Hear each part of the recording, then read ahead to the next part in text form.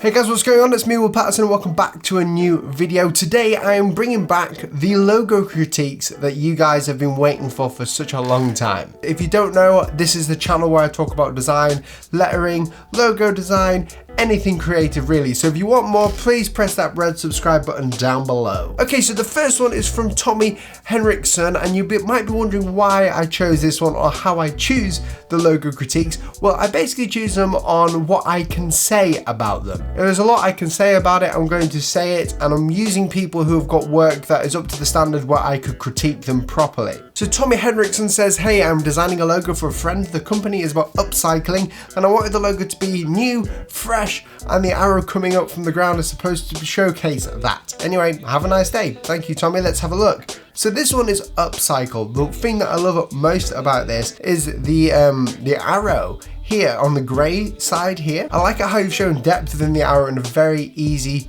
and nice to look way. And also you've got to be careful with the white one. You might need to change that to a darker or this color here, the grey color, just so it can be seen a bit easier. Same with here, you might need to change that to the same grey as over here. But these ones over here look absolutely amazing. I also like the fact that you've got the up in bold, as you can see here, and the cycle part of it, where you've put cycle, is very thin. What I would suggest though is to make it slightly thicker, so it's about half the thickness of up. It doesn't need to be that contrasting in weight. And also down here at the bottom right, where you've got the sort of abbreviated version, I'd like to see the arrow be a bit smaller, or something that encompasses it around, so you could actually flip it around so it looks a bit more symmetrical. This next one's from Oscar, and he says, I sent you my logo in the past and you talked about it on a video, but I'm changing it. So my logo is changing with me. Basically, I'm designing websites and coding them. I was trying to hide P in the project. That sounds really bad, but you were trying to hide the letter P in my project.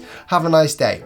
Okay, so you were trying to hide the letter P in this and you design and code websites. What I love first off is the color schemes that you've got going on here. I love the purple. I also love the choice of typeface that you've used. It's really friendly and works super well with your name. It's very legible and it looks very internet-esque. There's not actually much else I can say about this logo because I like the icon of it and everything else, other than maybe putting the icon above the typeface to give it a different look, to see how it is. Dun, dun, dun, dun, dun, dun. But all in all, I really like this look. It looks amazing. It's purple. I love the purple and the white, and you've got it in the negative and positive. And even here, you've gone for a very dark purple, and you haven't gone for like that black look. So it looks really good.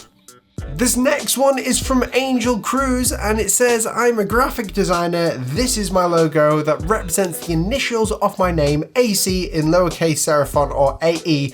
The design is kind of an ambigram. I wanted to represent the city where I grew up, so I added the second design. Greetings from Mexico. Cool, Angel. So I'm going to have a look at your logo here. So this is the black and white one. Let's look at the black on white one. This one looks really cool. What I like about this is the fact of the symmetry behind it, but what I don't like about it is these lip parts here, and these will be easily seen in the black one. So you see these lip parts here, because you've got such perfect circles here and here, these kind of look a bit weird.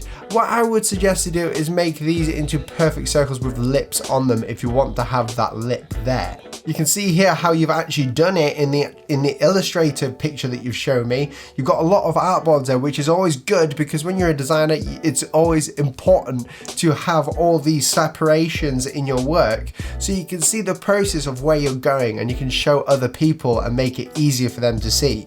So I really do like it. I would just make a couple of different changes to it. I like this one here. Just get rid of those lips on there. I don't think they need to be on there, or make sure that they're perfectly circular to make it work well. I like that though. It's AC and it's very cleverly done. It's in a serif form and it looks really cool. A and C, and then when you flip it around, it's A and C, kind of like Anna.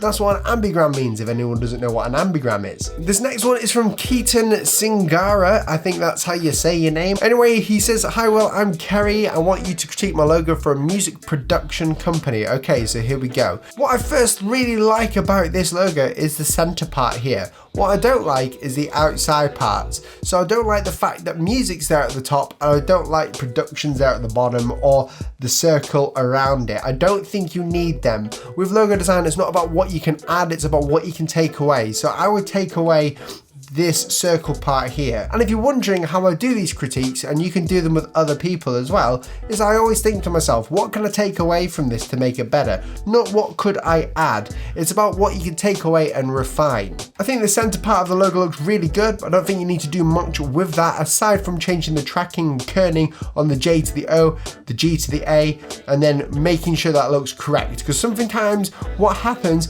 is when you get a typeface, you think the tracking and the kerning is going to be all right, but a lot of the time it isn't, and that's because it's just the way it is. Sometimes the tracking and kernings are off, so you have to make sure that it works well and that it actually is correct. Otherwise it kind of looks like NA then GI instead of NAGI. I like the waveforms that you've got going on there. It looks very cool. I don't think you need the music productions because people are going to already know that you work with sound or music of some sort by just seeing the waveforms. And the last one that I'm going to be critiquing is from Glyn Alexander. And he says, hey, been watching your videos for a few months now. You do some great work. I'm a graphic design university graduate. I have decided to create a company around websites, graphics and SEO. I want to help small businesses make better choices when choosing who designs for them. As in the UK, you can typically see businesses who use cheap and ugly logos. The concept in this design is that we are the dot, as in the .com, and the second dot represents an echo of our core beliefs to the client. Hope that makes sense. Regards. Cool, Glyn, let's have a look. So your logo is pretty nice. I like the contrast in the dot to the voice. What I would like to see though is a few changes. So the ascender on the T needs to come down slightly. I would say halfway in between the D's ascender. The reason why that is because it looks kind of weird having the sort of handle here on the T, or the crossbar on the T right there. It doesn't look like correct. I think it's supposed to be just slightly above the crossbar. I would also like to see a different typeface down here because this seems pretty generic. If you're working in graphics, websites or SEO, you want to be using clever typefaces for your clients. Or not really clever, but just something more professional than the standard typefaces that you're using here. I'd also like to see that changed here in the voice part. I do like it how it's in lowercase, but maybe making this voice part uppercase would make it a little bit better, but I do like it. The general concept is really good, but I think you just need to refine it, choose better typefaces and see what comes out of it, and whether you can have an icon like this one here up here as well, to have an icon for your company, which is going to be super important because you're a website, an SEO and a graphics business. Well guys, thank you so much for watching that video. If you enjoyed it, please press that red subscribe button, and if you don't want to miss any of my videos like this, then press that notification bell so you're notified every time I upload